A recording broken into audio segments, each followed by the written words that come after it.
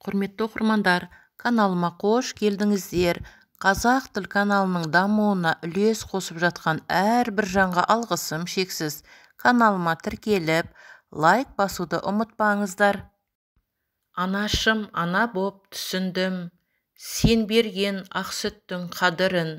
Сыйлаған уақытың үшін кім сыйлайды ғұмырын, тағдырын. Бір қадам ашты кеп бағымды, жанарда от жанды, жалынды. Сен берген сәлемің иілді, сен таққан орамал тағылды. Үйдегі еркелік жат қалды, салмақты мінезім сақталды. Сен берген ең қымбат күндегі, анашым, тәрбиең ақталды. Қызым, жанарым, ұлым, жүрегім.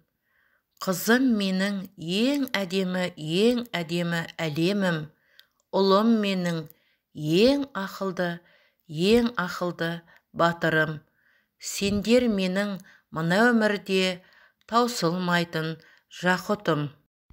Абайлап сөйле аузыңа, дұшпанның бірі тіл деген. Өзіңе жеңіл болғанмен, өзгеге ауыр зіл деген. Екі жүзді адамның жау болғаны емес, дос болғаны қауіпті. Шақырмасаң, шақырмады дейтін көп. Шақырсаңыз, босқа бардым дейтін көп. Бермей қалсаң, менсінбейтін дейтін көп. Беріп жатсаң, мынауың аз дейтін көп.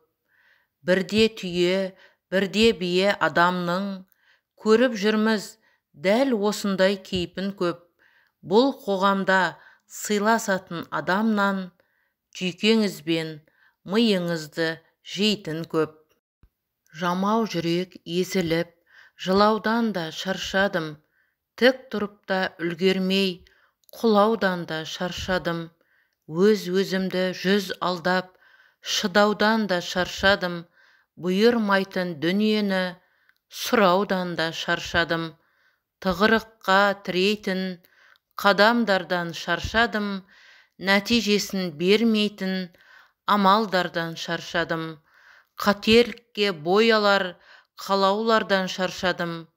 Жаралайтын жанымды адамдардан шаршадым.